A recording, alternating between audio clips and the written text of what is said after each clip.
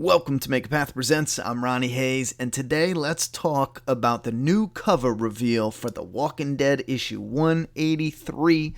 Charlie Adler posted this on Facebook an hour ago, and it's 4 in the morning my time, and since I can't sleep, let's talk about this cover. Alright, so instantly when I looked at it, I immediately thought, oh no, there was a group watching the Commonwealth, and when the leader and their army left, or a part of their army left, they attacked the people at the Commonwealth. Here's people running around frantic, and the Commonwealth is burning. And then I took a closer look right before I hit record, and if you look, it looks like these are guards, and it actually looks like there's riot shields. And it looks like this isn't a group of people in a community running for their lives. It looks like a mob, an angry mob. And it looks like this is a Molotov cocktail. We have things burning down. We have people with bars here, bats, and a bottle here, maybe Molotov cocktail. Maybe they're throwing bottles at the guards. And it does look like the working class stiff in this community has had it. Maybe they've been planning this, and they waited until the leader took a good chunk of their army to revolt. I think Michonne's main priority here, obviously, is going to be her daughter. But this is definitely an interesting idea here. We don't have an outside enemy, an outside force. This is internal conflict, which is something that I've been weary of. We got a lot of this in the world of The Walking Dead and in post-apocalyptic shows and movies and stories. So I'm definitely going to be a little more lenient and accepting on this, at first read, because this is the biggest community we had. So he's definitely, Robert Kirkman has already set up this structure that doesn't seem comfortable at all, especially for the working class stiff. Sure, some people work up, to live in luxury, but that always means there's going to be a lot of people who just, can't work up. It's just not working for them. There's just way too many obstacles. And in our world now, there's so many distractions. Imagine being in a post-apocalypse. I'm surprised it took this long for them to revolt. But in my opinion, when I look at this and look closely, this is what I see.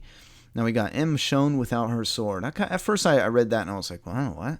And then I'm kind of liking it. I do think Michonne has the potential to maybe talk some of these people down or help squash this revolt, or maybe calm it down to some degree. I think maybe that could push her story a little deeper with the Commonwealth. But if we take a look here, we have just background with trees. We got some of the street in one of the sections of the Commonwealth, and that's definitely the guards in their white uniforms with riot shields. And yeah, I'm not changing my mind. That definitely looks like the guards, angry mobs, Molotov cocktails, bars. Yeah, that's definitely got to be what it is. And, we might not get this right away. This could be symbolism for a part of the story that's coming up, but I don't think there's any reason to let the story simmer. We already see that this is just a ticking time bomb, this type of structure, you know what I mean? Especially in the post-apocalypse without many distractions. I mean, come on.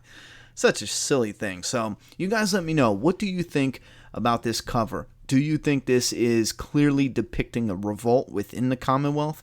And how do you think this is going to connect to the story with Rick and gang? There's 50,000 people, they said, living in the Commonwealth, so that's not going to be no easy feat getting these people reorganized after this. And what will they be doing now? Will Pamela Milton, the leader, the governor of the Commonwealth, essentially have to live in exile in Alexandria? Will Rick and gang come in to help her smooth things over?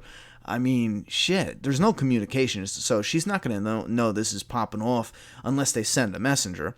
And that's something I've been saying Walking Dead needs to do. Even now in the current timeline, on the show or whatever, you have these different communities, have messengers. Get a horse, fast horse, and pen, paper, boom, send a messenger when you need to relay an important message. Anyway, so unless they send a messenger to Alexandria, There's no one here to show them the way. Pamela and her group's not going to know what's going on until they get there. So maybe Rick is going to come to see this Commonwealth, and he's going to see it, in the middle of a revolt. Because they did highlight the fact that Rick highly disagrees with the structure of how people live in the Commonwealth. So since they did that so much between the two leaders, it only makes sense that now Rick will take a look at what this community has to offer, and then he'll see it in its current state. And maybe these two groups, and maybe that's the future of the storyline, or the current storyline, is how these two groups can work together to calm these people down in the Commonwealth. And again, this will just eventually spill over into the next big main point in the storyline. But this is definitely interesting. This could go a few different ways. I think the hardest part about predicting where this could go is the fact that the community is so big. Imagine before, when we were talking about Rick and Alexandria when he was first new there, it was so easy. Will the people, or will some of the people turn against them, have a little mini revolt, either get killed or win and kick them out or whatever, I wasn't speculating back then, but I'm just saying, see how easy it is when you have a little community? Who's going to be the leader now? Will it be this guy, or this guy?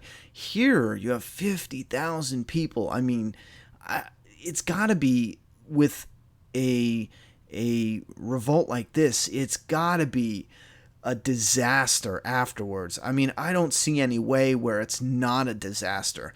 Imagine nowadays how long it takes to clean up certain neighborhoods, how much damage is done, and then you got insurance paying into it, and you have some people who just straight go out of business, and some people whose lives are ruined because of that. Imagine in the post-apocalyptic world, people, the working stiff, are fighting against the wealthy here, against the 1% in this community. Who's going to rebuild after this? How are they going to make peace? And this is why I said it's so complicated coming up with a prediction to this, because how will they make peace when the only solution is for the working stiff to turn right around and fix what they destroyed? You know what I'm saying? And I don't think they're going to do that with a smile on their face. So you're going to need someone to come in with a silver tongue, a smooth talker, and be like, okay, guys, this is how we're going to do it. Maybe Negan. Negan's had some practice. What if Negan finds his way to the Commonwealth? And imagine Negan with a community the size of the Commonwealth. That's a scary thought. Will he revert back to his old ways? I don't know. Negan leading the Commonwealth and Michonne as a lawyer. Oh my God, I gotta see it. All right, guys, leave your thoughts and opinions down in the comment box. What do you think of this cover? How excited are you for this type of storyline? And do you agree with me? Does this clearly look like a revolt in the Commonwealth from the working class fighting against the rich? Or do you think this is something else and I'm missing it? All right, put those thoughts and opinions down in that comment box. I'm done talking. It's your turn.